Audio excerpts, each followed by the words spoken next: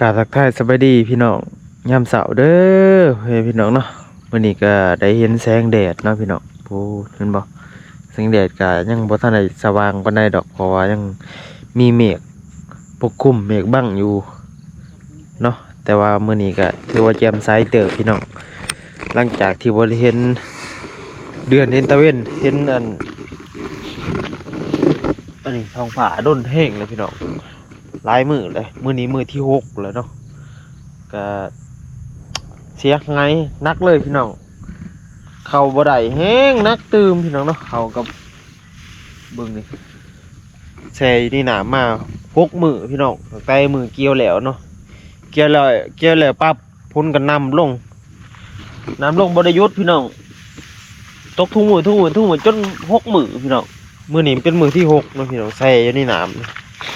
กับแซงกับมื้อวานนี่ก็ลงมาเก็บขึ้นกันแท้หน้าโอ้ยเก็บบ่แล้วเก็บบ่ทันเก็บบ่ได้เก็บบ่ทันเก็บขึ้นเลี้ยนไว้อยู่กันแท้หน้ากลัวอยากให้มันแห้งนะพี่น้อง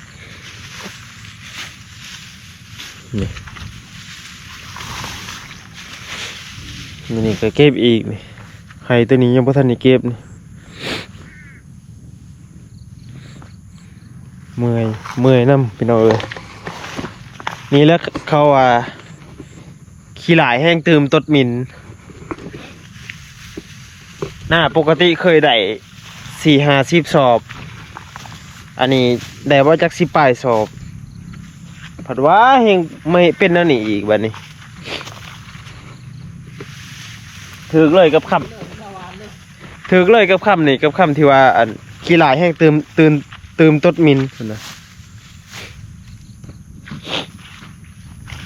ใส่อยู่ในน้ำเลยพี่น้องเสียหายแบบโคตรเลยนะเขาบริเวณไว้แช่มือหนีมือว่านได้พี่น้องใส่ตั้งแต่มือเกี่ยวเขาแล้วใหม่มือนั้นแล้วก็พ่นน้ำลงแล้วก็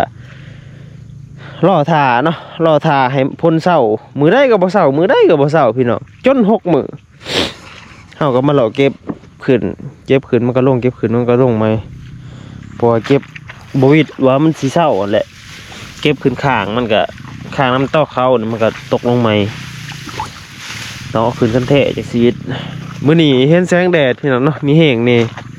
ที่ว่าดีใจหลายเติบพี่น้องพากันมาเก็บผลเขาไว้อยังทำกันแท้หน้าว่าให้มันถือแสงให้มันอันนั้นแห้งๆเน่เคยหนามเน่เบิ่งเปียกมาหยอดอยู่เน่าจังมันสิออกหน่อจังเนาะพอมันเซลายมือเลยดิ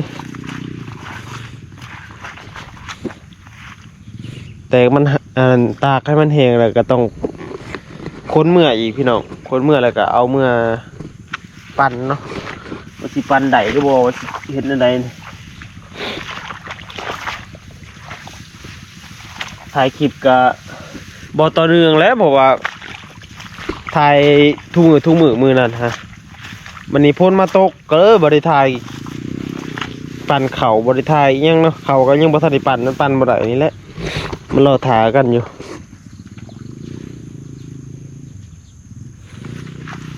เสียหายอย่างหนักเลยเบิ่งนี่ใส่ในหนามนี่เห็นนะ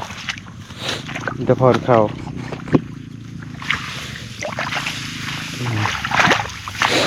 เดี๋ยวมันสิออกงอแล้วนี่แต่ไปปั่นแล้วก็เอาใส่กระอันนั้นไปปั่นแล้วก็ไปอบไว้แล้วก็ไปว่านเฮ็ดหน้าแซงต่ออีกเขาบุญ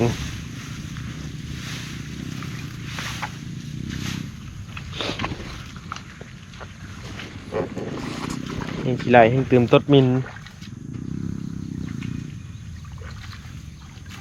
สบายดีอีกเถื่อเด้อพี่น้องเนาะโอเคพี่น้องเดี๋ยวคำแซงขอ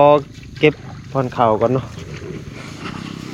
มันเป็นในหน่อยได้พวกไห้โคมันใหญ่พวกบริเหลวง่ายเลย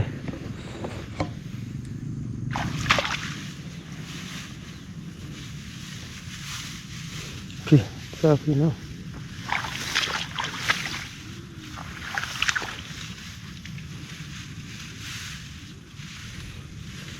มันได้เป็นมือก็รูปพี่มันแดงมันมือ แรงๆพุ่นแหละประมาณบ่ายพุ่นจังกุพอดี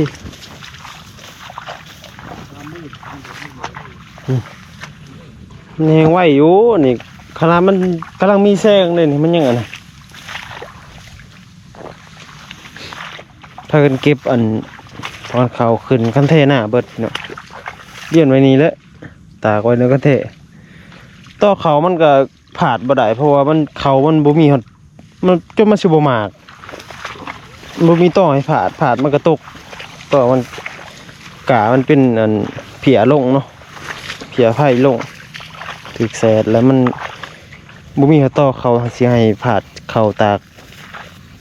มันได้ลงน้ำเบิดเห็นบ่ยังแต่แถวกลางยังลายได้พี่น้องเพราะกันเก็บออกตามไก่กันเท่าน่ะยังแต่ทางกลางถือว่า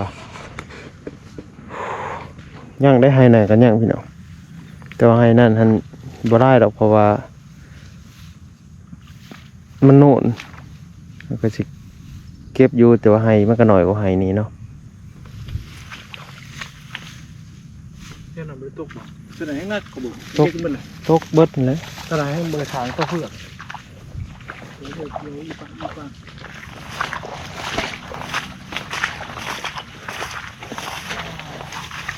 เดี๋ยวนี้อ่ะ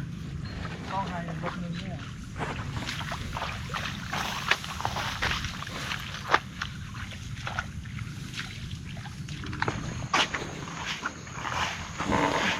หอดเทือนเลย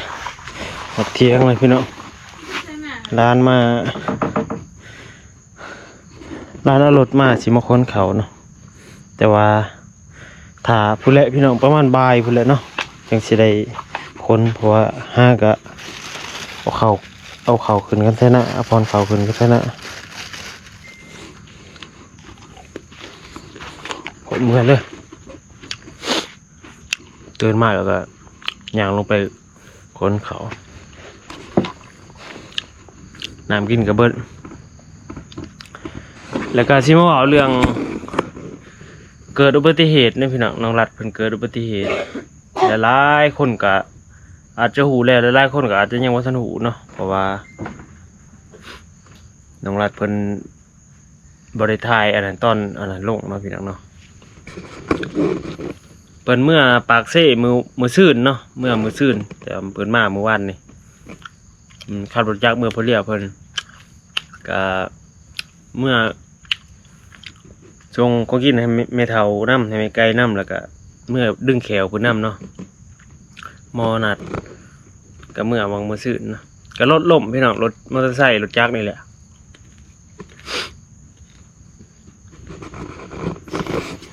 จนว่าได้เปลี่ยนเสื้อรถใหม่เปลี่ยนไปหาป้า ก็หันแหละตาถ่ายแล้วก็หางป้าแล้วก็เบรกหน้าเบรกหลังมันแตก สบายดีพี่น้องเจ้าของจนฟิวกายหัวเจ้าของเกือบม่นเลยถ่ายมันหักจากกันเด็กอันนี้มันหยุกลงเอาเกาะเพิ่น ดีแต่ว่าบ่ได้ชนกับไผแล้วพี่น้อง เพื่อ ลบกันเนาะ รถก็ร้ายรถใหญ่ รถใหญ่เข้า เพราะว่าฝน ตกคุมแล้วก็ล้ม ฝนตก คุมลายแห้งอีหลีพี่น้องอยู่อันเส้นทางเลขที่15บ่ 13 สารวันหาอันหน้าปงหาเมืองคง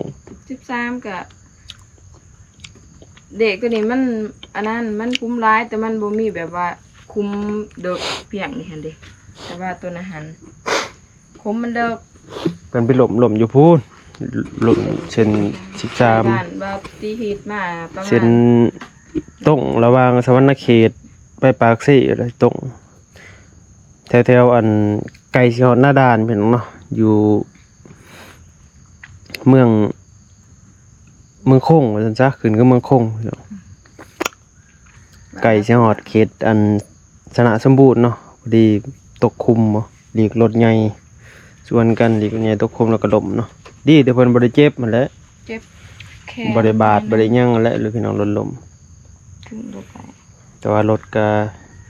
เสียหายได้เตะ เปลี่ยนอิหยังแหน่เมื่อวาน เปลี่ยน เบิดลายเติบเลย ไปเดี๋ยวก็เซกข้างในขนาดเซกแต่มันขี่ก็ยังดัง คอมันยังอันนั้น กระดกกระดก คอมันยังบิดไปทางข้างอยู่เบิดคอรถก็บิดไปทางข้าง โดดมันสาย แล้วก็ห้างป้านี่มันเป็นของรถ เรียบร้อยนะ เว็บรุ่นหน่อยวะ เป็นของเว็บรุ่นหน่อยวะพี่น้องเพราะว่ามันบ่เข้ากันนี่มันห่างกันประมาณนิ้วหนึงมันห่างกันนี่ เขาบ่ได้เบิ่งเนาะ มีตาถ่ายเนาะแล้วก็ห้างป้า อันนี้ก็ร้อยเหลาพี่น้องเล็กอันเล็กเกิดเล็กเสื่อมใส่คล้องใส่ตามันร้อยเหลาอยู่เนาะเพราะมันงุบลง เสือแตกไว้ มันน่าจะใส่ของ ใส่แต่พักขะแยง มันจังแบบมันงุบลง มันโตนแห้งทันที แล้วก็เปลี่ยนเบรกหน้าเบรกหลัง กาเบรกก็จนมันหักครึ่งพุ่นแหละพี่น้องเว้ยจังซี่ว่า เบรกหน้าก็คู่ออก มันอันนี้ แต่ว่าเข้ากับ มันคอยมันแห้ง บริคอยแล้วหัวเดี๋ยวเข้ากับขิงนี่ก็ไปอยาก เป็นคนละเบื่อ อยากเกิดนะ มันแข็ง มันบดเทียง อืม ขิงมันจะไปทางนี้เข้ามันจะไปทางนี้ มันจะเสลียงมันจะเงียงเวลาเขาขับเขาหูรถเพราะว่ารถเขาขับอยู่ประจำ ก็แม่นหันได้เบิ่งขิงมันนี่ยังบ่ซื้อไก่แต่บ่เป็นหยังหลา อุบั ย ติเหตุเกิดได้ทุกเมื่อเกิดได้ทุกเมื่อตื่นเช้ามาก็เป็นวัด ลงไปค้นพรเขากับลานค้นแล้วเลยพี่น้อง คนคือขังใส่ขนาดข่าวก็บ่ได้ซำนะพี่น้องเอ้ย คำที่เขาว่าบอกเกินจริงเนาะคำที่ว่าแห้งกี่หลายแห้งตืมตดมิน ซื้อได้มาเลย แห้งหน่อยเดียวพอได้แห้งไปพ่นไปนำอันยอลงใส่อันข้างหน้าลงส มัน นาม บ่เปื่อยเป็นอันนี้เบิดเลยมาเขา มันขึ้นล่าเบิดเลย อืม ขึ้นล่าขาวๆบ่เลยน้ำพรเขา บ่ได้เขาสิมีเขากินกลุ่มปีบ่ เฮ็ดหน้าแซงนั่นแหละ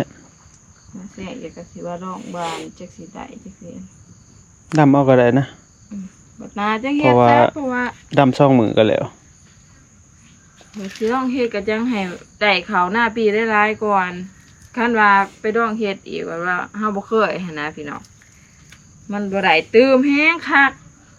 ยังบ่มีเขาวกินทางบ้านเขาก็เน้นเขา อันนี้ก็สิได้อยู่ประมาณ10ปลายศพแล้วพี่น้องเขานี่หน้ามัน